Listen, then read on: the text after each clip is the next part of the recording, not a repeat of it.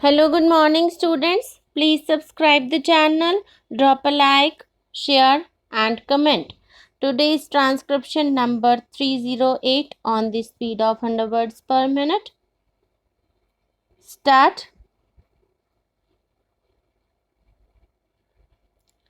In its licensing policy, government will regulate the activities of the large houses to bring them in line with the country's socio-economic goals, where large-scale units, whether belonging to large houses or not, are already engaged in the manufacture of items since reserved for the small-scale sector, there will be no expansion in their capacity. On the other hand, the share of these units in the total capacity for these items will be steadily reduced and that of small scale and cottage sector increased. In licensing other activities of large scale industry, particularly of units belonging to large houses, government would pay due regard to the existing share of these units in the total domestic production of these items. It will be the policy of the government to ensure that no unit or business group acquires a dominant or monopolistic position in the market. The present industrial activities of the large houses will be scrutinized so that unfair practices arising out of manufacturing interlinkages are avoided. There will be an expanding role for the public sector in several fields.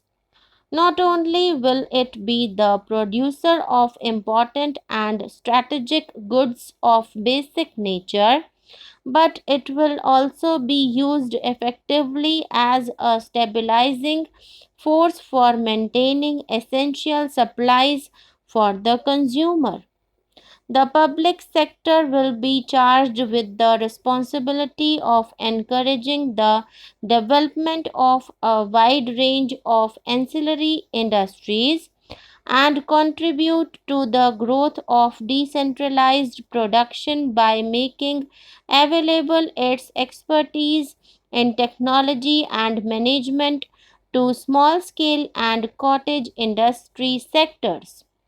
The government would also like to clarify its policy regarding foreign investment and foreign companies in India's industrial development.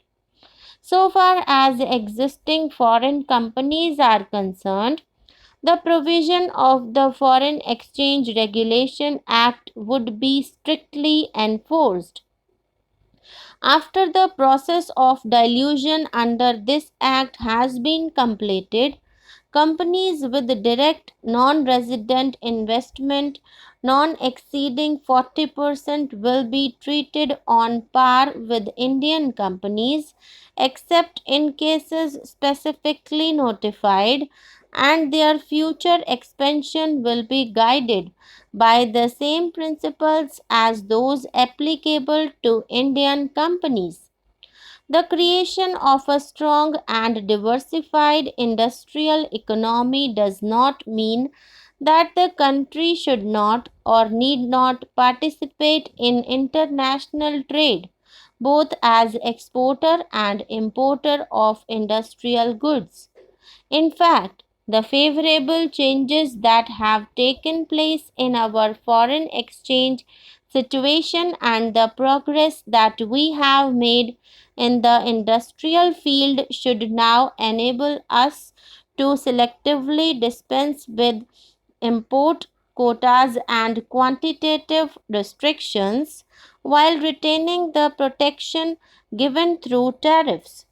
The government attaches great importance to balanced regional development of the entire country so that disparities in levels of development between different regions are progressively reduced.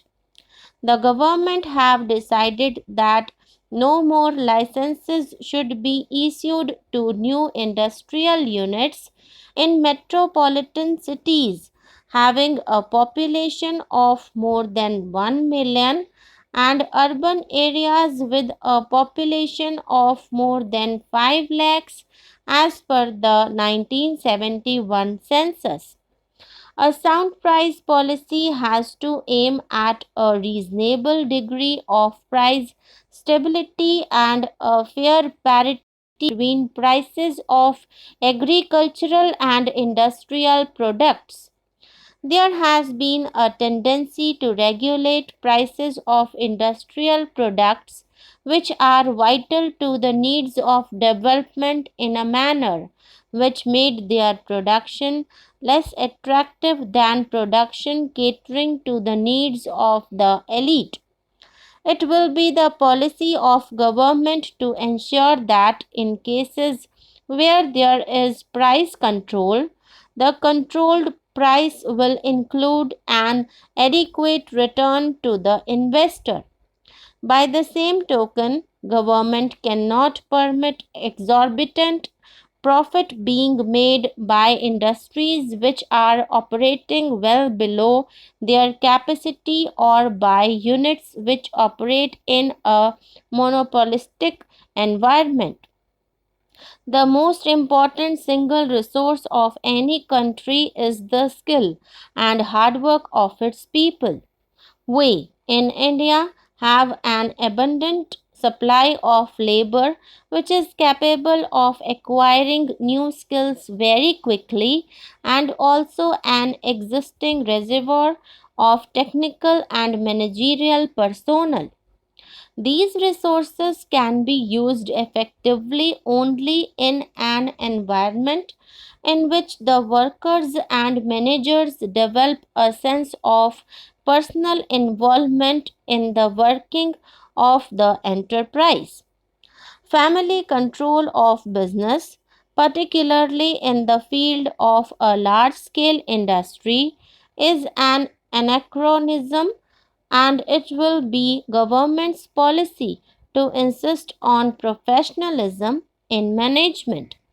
The government are examining the possibilities of encouraging workers' participation in the equity of industrial units without in any way adversely affecting their interests. Such equity participation, together with an active association of workers in decision making from the shop floor level to the board level, will provide the necessary environment for a meaningful participation by workers in the management of industry. One of the disturbing features of the industrial scene in recent years has been the growing incidence of sickness of both large and small units.